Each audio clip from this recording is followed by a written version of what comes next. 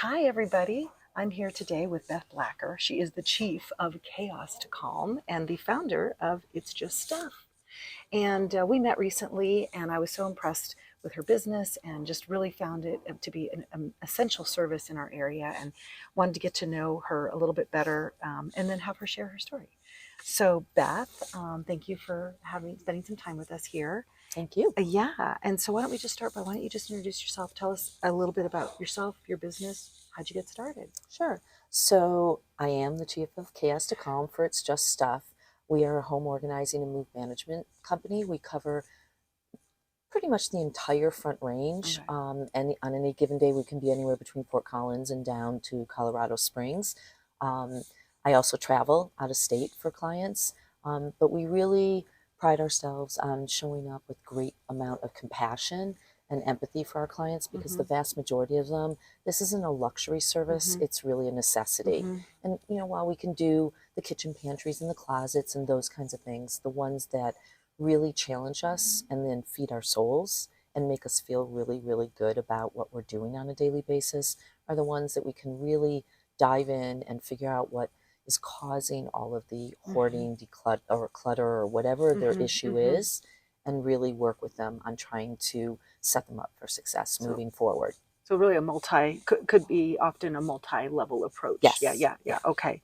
So when did you decide? Like, how long have you been doing this, and what was your inspiration? I often say that I think I was just born this way. I've got that weird gene that just likes order and Okay. likes a place for everything. But surprisingly, what I found out in recent years, because I was diagnosed very late in life with ADHD, Mm-hmm. I have hyperfocus ADHD. Mm-hmm. So that means that I like to go in and just find like the focal point and peel back the layers and just dig in and find systems for everything Yeah. and keep everything contained and well maintained. Um, and so I've always kind of been that way. I just didn't know why I was Yeah. that way. And I think people have a misconception of what ADHD Mm-hmm. really Mm-hmm. is. It's not the inability to focus, it's the inability to regulate your focus, Mm-hmm. Mm-hmm. which is something that a good friend of mine here made very clear to me when she actually diagnosed me when she first moved here. She's an ADHD specialist. Okay. So I, really pride myself on that ability to walk in a room, be able to survey what's going on, but then still drill in and find the focal points. So it's a it's actually a blessing and a benefit for me to be able to be Right. this way for my Right. clients. You Don't ask me where my keys are, but I know where my clients' keys are. no, so you can really empathize and then create some structure on sounds like life lessons have taught you and bring those to your clients. That's amazing. And so what would you find most rewarding? I'm sure there's many things, Oh, but yeah. Nothing makes us feel better than at the end of a day or the end of a complete project than to be able to step back and see the work that we really accomplished. yeah.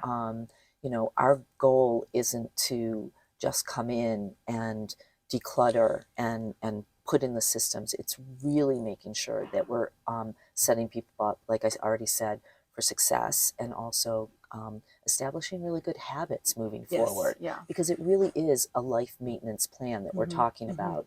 A lot of people are really struggling from past traumas Mm-hmm. and don't understand the external clutter is really caused by the internal clutter.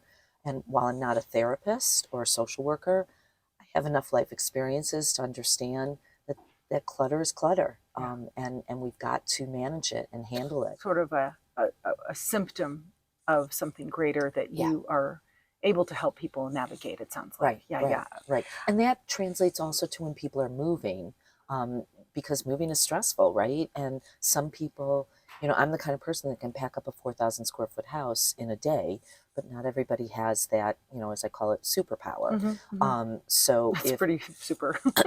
yeah, but I also don't know how to do my own taxes. So, somebody else has that superpower. Sure. But we're really, really bad in this country about helping people and lifting them up. We Mm-hmm. like to push people Mm-hmm. down Mm-hmm. and judge them. And that's something that we never Mm-hmm. want to do to Mm-hmm. any of our Right. clients. Especially, I mean, you probably work a lot with the elderly population, and that's just, they're Absolutely. already vulnerable. And They're very vulnerable. They're very alone. A lot of them don't have any family or friends helping them, mm-hmm. especially when they're making the transition. and downsizing either into independent or assisted living.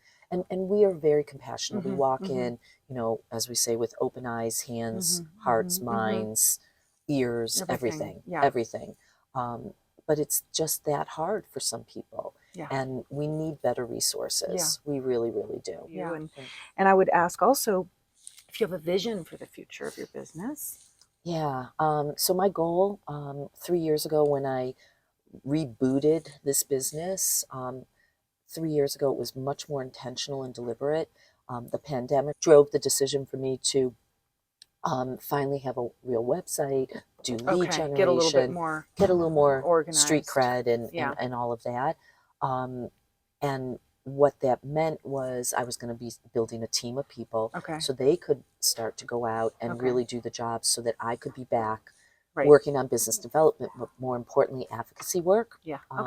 I think, like I said, that this is a necessity for a lot of people and it should be covered by insurance. I think. And I would love to see the state of Colorado be the first state to implement that. But that's an amazing vision. Yeah. That's really exciting to hear. So, well, I know you have some social media, the website. Do you want to just mention briefly the platforms you're on, and then we'll put a slide up as to where people can actually reach you? Yeah, we're on Facebook, Instagram. I have my own profile on LinkedIn. Haven't done the TikTok thing. Yeah. Really decluttering your social media. Yeah. You know, I am a big proponent of social media, as I say, for helping us all grow and succeed and give us more credibility and recognition. But I only have so much bandwidth. Oh, yeah, absolutely. Well, with that, Beth, I just want to say thank you so much for meeting with us.